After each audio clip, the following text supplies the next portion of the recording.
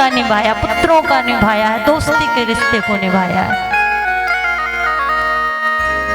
भंवरे के कीड़े ने कहा गोबर के कीड़े आज से तू मेरा मित्र है। और कौन कौन भगवान का मित्र बनना चाहता, हाथ उठा के।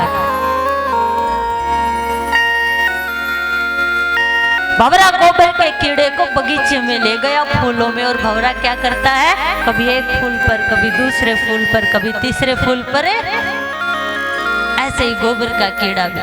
लेकिन कोई कोई फूल भक्त तो सुबह खिलता है और रात को बंद हो जाता है।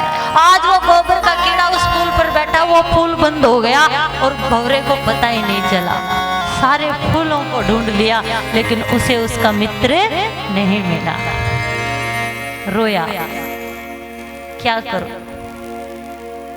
आज उस फूल को मंदिर का पुजारी आया है, तोड़ के ले गया, और मंदिर का पुजारी जिस फूल को साथ ले जाता है उस फूल का क्या करता है, क्या करता है, भगवान के चरणों में चढ़ा दिया। और भगवान पर चढ़ाई हुई वस्तु सुबह जल में प्रवाहित की जाती है, उस फूल को जल में प्रवाहित कर दिया। सूर्य के प्रकाश को पाकर, जल के स्पर्श को पाकर जैसे ही फूल ने पंखुड़ियां खोली, यमुना का जल है, जल पर फूल है, फूल के ऊपर गोबर का कीड़ा है, और कहता वारे मेरे दोस्त, क्या दोस्ती है तेरी, क्या मित्रता है तेरी, क्या साथ है तेरा। कहा मैं गोबर का कीड़ा गोबर में रहता था, गोबर को छुड़ाकर फूलों के बगीचे में पहुंचा दिया, फूलों के बगीचे से भगवान के चरणों में पहुंचा दिया, और भगवान के चरणों से तूने आज मुझे हर बंधन से मुक्त कर दिया। जो देवे धोखा यार ने वो यार नहीं, यार तो जान भी देवे यार नहीं। इसलिए भगवान भक्त से कहता है नेको रिश्ते, तू कोई भी रिश्ता मेरे से बना ले। इसलिए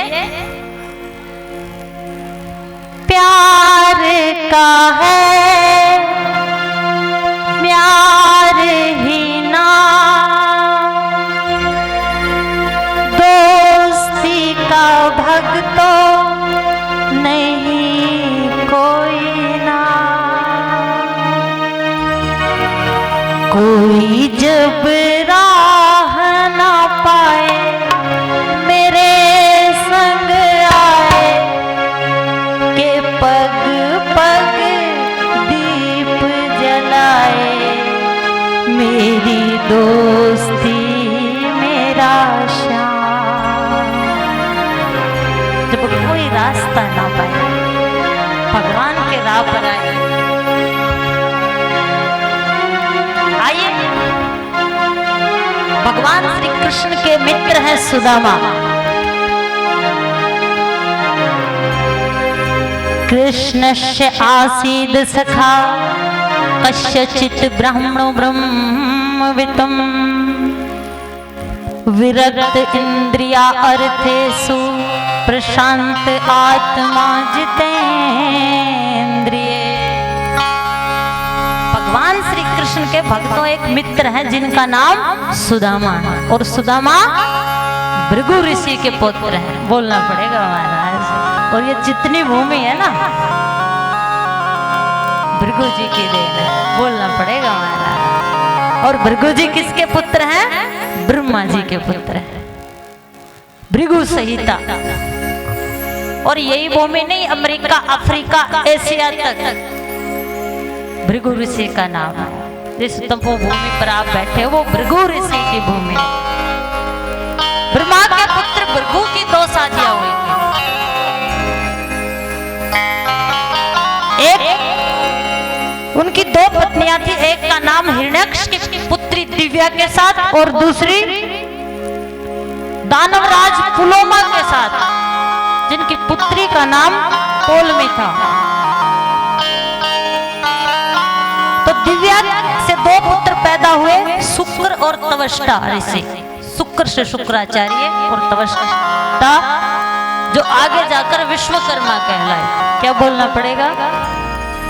और दूसरी रानी से च्यवन ऋषि, ऋचिक मुनि और एक रेणुका नाम की पुत्री पैदा हुई। च्यवन ऋषि जिनका विवाह श्रेयाति, राजा श्रेयाति की पुत्री सुकन्या से हुआ। एक दिन वो अपने पिता के साथ ऋषि के आश्रम में आई थी। बाबा समाधि में बैठे थे, बाबा की समाधि लग चुकी थी और बाबा की के शरीर के ऊपर दिमक चढ़ा हुआ था, केवल आंखों के ऊपर दिमक नहीं था। तो सुकन्या ने सोचा पता नहीं ये क्या है, एक तिनके से जैसे उन सुराखों को देखना चाहा तो बाबा की आंखें फूट गई, रक्त की धार बहने लगी। जब दिमक को हटाकर देखा तो चमन ऋषि थे। अब श्याति राजा ने सोचा कि संत का अपमान किया है तो उसी पुत्री के साथ चमन ऋषि का विवाह कर दिया। अब बाबा ने सोचा राजकुमारी सुंदर है, हम तो बाबा ने वैद कुमार अश्विनी कुमारों को बुलाकर पता नहीं कौन सी ओस दिखाई, इसलिए चमन ऋषि जो भृगु के पुत्र हैं सुकन्या के साथ विवाह हुआ। इन्हीं भृगु ये जो यहाँ पर आए, ब्रह्मा के पुत्र वहां से यहाँ आए, क्यों आए? दो बातें कही जाती है। एक बार देवताओं का और हिरण्यकश्यप का युद्ध हो गया तो इन्होंने उनका साथ दिया, तो भगवान ने इनकी एक पत्नी दिव्या को उस युद्ध में वो मारी गई और ब्रह्मा जी के कहने से वो यहाँ आकर रहने लगे। दूसरी, एक बार भृगु ऋषि को देवताओं की परीक्षा के लिए चुना गया। क्या बोलना पड़ेगा? जब वो शंकर के भगवान के पास गए तो शंकर भगवान के दूतों ने उन्हें भगा दिया और उन्होंने शंकर भगवान को श्राप दिया कि आज से तुम्हारे केवल लिंग की ही पूजा होगी। तुम शिवरात्रि के दिन या मंदिर में जाके जल चढ़ाते हो ना, ऐसे तपधारी बाबा थे, जो शब्द जो मुंह से बोलते थे वो सिद्ध होता था। भृगु ऋषि ब्रह्मा के पास गए तो ब्रह्मा और उनकी पत्नी ने सोचा पुत्र है, पुत्र का पिता पर हक होता है, इसका ही घर है। दोनों ने नहीं पूछा तो ब्रह्मा जी को भी श्राप दे दिया कि संसार में तेरी कहीं पूजा नहीं होगी, एक ही जगह पूजा होती है, केवल पुष्कर में ही ब्रह्मा जी का पिता को भी श्राप दिया। ये जो भूमि है ये तपोभूमि, संतों की भूमि है, इसलिए यहाँ पर जितने भी संत हैं उनके शब्दों से, उनके गुस्से से बच के रहना। और जब विष्णु भगवान के पास गए हैं तो उनकी पत्नी लक्ष्मी पैर दबा रही है, जाकर सीधे भृगु ऋषि ने उनकी छाती पर प्रहार किया। बोलिए संत भगवान की। तो विष्णु भगवान ने कहा, हे प्रभु, मेरे कठोर वक्षस्थल पर आपने प्रहार किया है, आपको चोट तो नहीं लगी? तो वहां भृगु ऋषि ने आशीर्वाद दिया है कि तुम देवताओं में सबसे श्रेष्ठ देवता कहलाओगे। इस धरती पर आकर उन्होंने ज्योतिष विद्या का बहुत ज्ञान था। ज्योतिष विद्या से उन्होंने देखा कि गंगा नदी कुछ दिनों बाद लुप्त हो जाएगी। अपने शिष्य और ज्योतिष अपने तप के कारण वो सरयू नदी को यहाँ पर लेके आए हैं। पहले दिन हमने जो यात्रा की थी ना, वो संगम है, किसानों को खेती करना सिखाया है। इसलिए ये शायद साल भर में कभी यहाँ मेला लगता होगा, कोई स्नान होता होगा, जिसे क्या कहते हो आप, दरदर स्नान या दरदर स्नान, ऐसा ही कुछ नाम होता है साल भर में।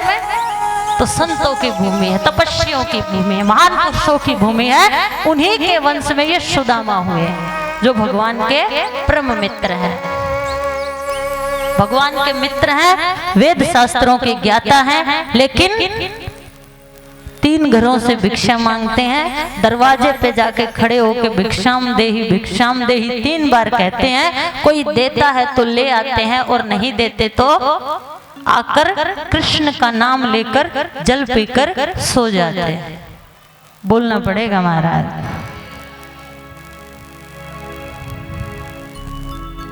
जो वेद शास्त्रों का ज्ञाता है, हम थोड़ी सी भी पढ़ाई कर लेते हैं ना तो अपने आप को बड़ा ज्ञानवान मानते हैं। 4 श्लोक अगर किसी रामायण महाभारत या भागवत के याद हो जाए तो हम कहते हैं हमें बड़े ज्ञानी हैं। बोलना पड़ेगा महाराज।